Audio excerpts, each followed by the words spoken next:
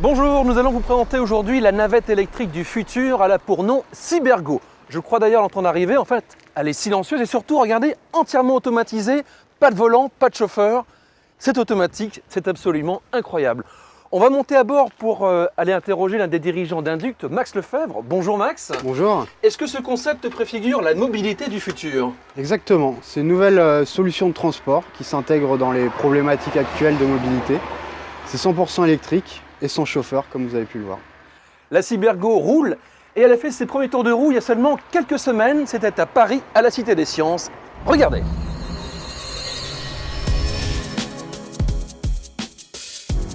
Cette démonstration entre la Cité des Sciences et la Géode a eu lieu en marge d'un forum sur le numérique. Une occasion unique pour montrer que l'automatisme c'est déjà aujourd'hui et ça a beaucoup plu aux médias. On peut visualiser l'interface avec le parcours, donc le point d'arrêt que l'on va sélectionner. Et sur la deuxième image, on voit ce que voient les lasers donc pour se repérer tout le long du parcours. Et donc c'est destiné à des parcours de quel... C'est vraiment la mobilité du dernier kilomètre. Notre objectif c'est de traiter juste après vous. En complément de ce que vous faites. Bien sûr, enfin, l'idée c'est ici. Zone d'activité, ou expo, enfin site, site industriel, site comme ça. Vous amenez les gens à l'entrée, ce que vous faites très bien, et nous on les promène dedans. Avec beaucoup de souplesse, c'est ça le principe. Et puis après d'avoir des centres-villes où on sera piéton et on pourra... il est parfaitement, aucune infrastructure, ni même marquage, rien. C'est ça, c'est le principe.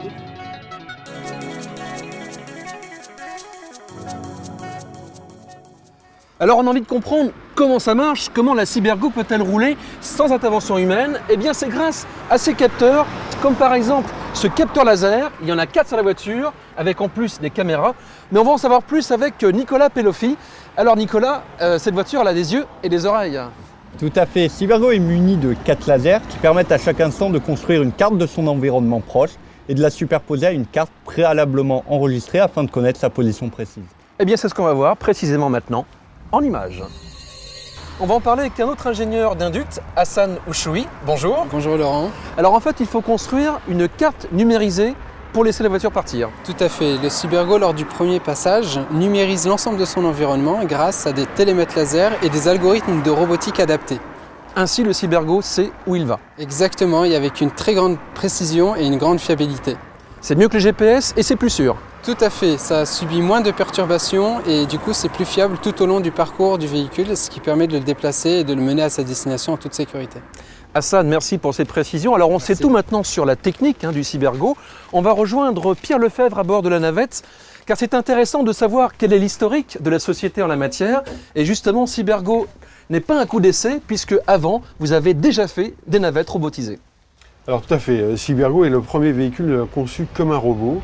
Par contre, auparavant, nous avons robotisé des véhicules existants, comme un Pro-Truck du désert, du Dakar, qui courait les Paris-Dakar. Et ensuite, nous avons robotisé des grands scéniques qui permettaient de développer les algorithmes de circulation en ville.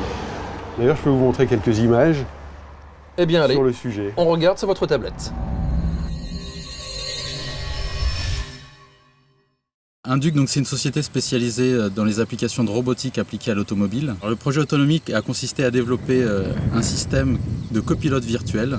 Et dans le cadre de ce projet, nous souhaitons approfondir notre aide à la conduite et être capable de fournir à un non-voyant la possibilité de conduire en lui fournissant des informations sur des consignes de volant et des consignes de freinage.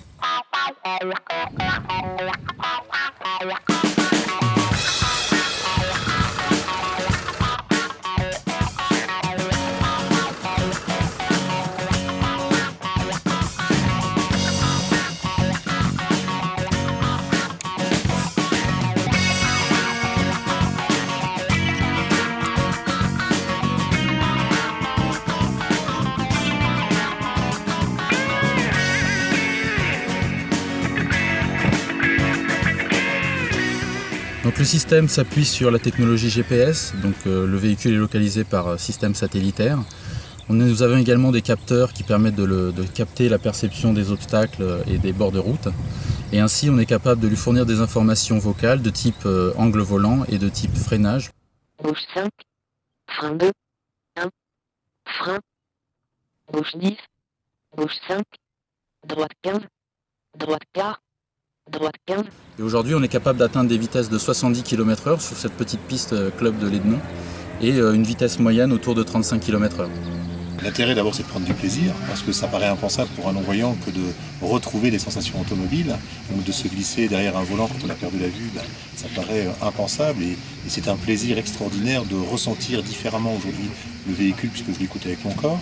La deuxième chose c'est de pouvoir avoir rencontré ces ingénieurs de la société Induct qui m'ont permis de me glisser derrière ce volant parce qu'ils ont développé des logiciels adaptés, des algorithmes pour pouvoir géolocaliser ce véhicule et par une synthèse vocale me donner des informations à l'instant T. Aujourd'hui, j'ai foi en la capacité à cette machine à réagir puisqu'elle est extrêmement fiable, elle est extrêmement précise parce que les recalculs se font tous les 10 millièmes de seconde. Et pour aller plus loin, on pense que ce système peut être la base d'un système pour piétons, c'est-à-dire qu'aujourd'hui, on sait que les non-voyants, leur réelle frustration, c'est de ne pas être autonome. Et on pourrait leur permettre, à partir de la base de ce système, de leur donner l'autonomie suffisante pour se déplacer en ville, pour se déplacer chez eux, et ce de manière complètement autonome.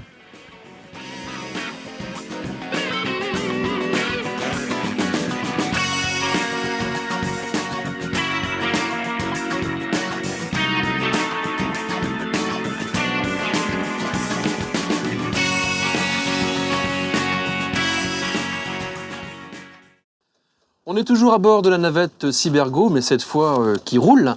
Alors une question qui se pose, Pierre Lefebvre, c'est pourquoi une telle démonstration ici à Fontainebleau, dans le cadre verdoyant du château? Parce que Fontainebleau est typiquement une des applications que Cybergo peut adresser pour résoudre des problèmes de mobilité absolument vertes. En particulier, la ville de Fontainebleau cherche à résoudre un problème de mobilité entre la gare et le château. Parce qu'il faut aujourd'hui plus d'une demi-heure pour se rendre de la gare au château. Et comme vous le voyez ici, Cybergo permettrait de se déplacer directement dans les allées du château, pratiquement, et accéder directement à la gare. Alors justement, on a un témoignage, celui d'un élu, un adjoint de la mairie de Fontainebleau. On écoute.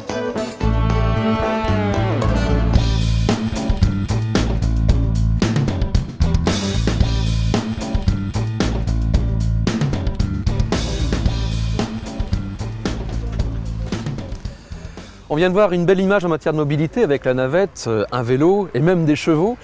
Jean-Christophe Lapré, vous êtes adjoint au maire de Fontainebleau, en charge de l'urbanisme. Est-ce que c'est un nouveau moyen de transport qui pourrait vous aider par rapport à la ville? Alors nous sommes sur cette ville en recherche de mobilité, de vraies solutions de mobilité. On a un cœur de ville qui est en train de se restructurer, dans lequel on va faire émerger tous les modes d'eau, etc. Mais on a aussi un quartier sud qui est en pleine mutation, c'est près de 45 hectares qui sont en mutation, avec un quartier où il va y avoir un hôpital, où il va y avoir des locaux d'entreprise, où il va y avoir de l'habitation. Et ce quartier, pour exister, il a besoin d'être relié de plusieurs façons, aussi bien au centre-ville qu'à la gare qui est un peu plus loin, pour avoir une vraie vie autonome. Et donc on est effectivement à la recherche de certaines solutions de mobilité. Aujourd'hui on a un bus, mais on voit bien que la mobilité n'est pas assurée de manière idéale, ne serait-ce que le soir, parce que les lignes de bus s'arrêtent et du coup le soir, le quartier n'est plus desservi. Donc là, on a une solution avec un véhicule sans chauffeur. Si on réussissait à lui trouver un site propre dans lequel il peut se mouvoir, eh bien, ça nous permettrait d'avoir une mobilité aussi tard le soir. D'autre part, on est dans une ville où la limitation est à 30 km/h. On est une des premières villes à avoir osé cette chose-là. Eh bien, si on réussissait à faire rouler en vitesse moyenne à 50 km/h ce déplacement, eh bien, on aurait en plus un avantage compétitif à prendre les transports en commun, bien qu'ils soient presque individualisés, d'avoir des transports en commun qui se déplacent plus vite que la voiture qu'on pourrait prendre soi-même. Donc transport souple et écologique en plus? Voilà, électrique. Et puis dans un quartier qui va se vouloir, bien évidemment, développement durable et surtout éco-quartier avec un ensemble très cohérent. Jean-Christophe Lapré, merci. Alors évidemment, un projet tel que Cybergo intéresse divers partenaires et on va en discuter avec Thierry Vincent qui représente l'AREN, l'Agence régionale de l'environnement et des nouvelles énergies. C'est ça. Bonjour Thierry Vincent. Bonjour. Alors, est-ce que cette initiative, cette navette électrique automatisée, vous paraît aller dans le bon sens à l'heure où l'on parle tellement d'écomobilité? En fait, cette expérimentation qu'on voit aujourd'hui est est le résultat d'un processus. Parce qu'une collectivité ne va pas tout de go s'intéresser à ça. Il y a un processus d'apprentissage, de découverte, de remise en cause des habitudes de mobilité. Et le Cybergo aujourd'hui participe à la fois à la pédagogie, à la nécessaire pédagogie, et une démonstration in vivo, grandeur nature, de nouveaux outils de mobilité que des sociétés françaises, c'est le cas d'Induc en l'occurrence, proposent aux collectivités. Donc c'est un pas dans la bonne direction, mais beaucoup de choses restent à faire. Une autre façon de se déplacer, avec des liaisons qui remplacent un petit peu les transports en commun sur certains maillons? En fait, il y a quelques décennies, on disait que la voiture était synonyme de liberté individuelle. Je pense que la liberté de demain, ce sera une liberté dans l'offre d'outils à proposer aux citoyens. Donc ils auront la possibilité, dans l'intermodalité, d'avoir des outils différents. Et la liberté, c'est de pouvoir les utiliser les uns à côté des autres, en remplacement éventuellement de la voiture. Merci Thierry Vincent. Je vous en prie.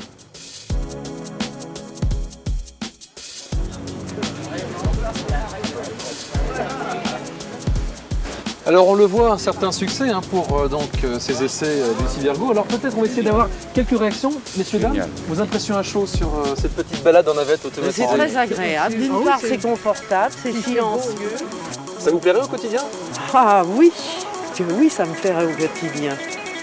Si dans l'avenir on pouvait avoir des parkings extérieurs avec des navettes qui nous emmènent dans le centre-ville, ça c'est... Il faut rêver, mais c'est très bien, on ne sait jamais. On sait jamais. Pour vous, ça serait l'idéal? Ça serait l'idéal, tout à fait, oui.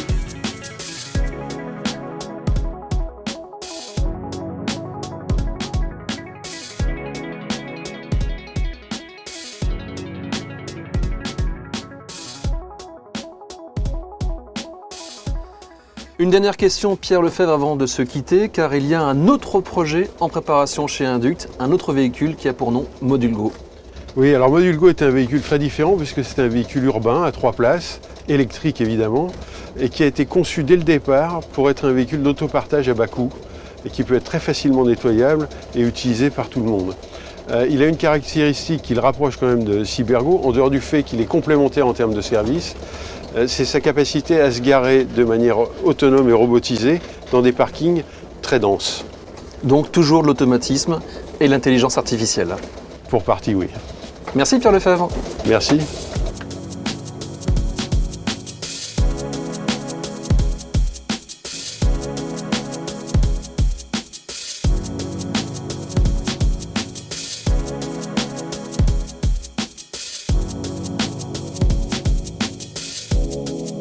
Pas de doute, le futur est en marche, un futur avec des voitures sans conducteur et que l'on pourra appeler à distance, tout simplement avec son smartphone, comme ceci.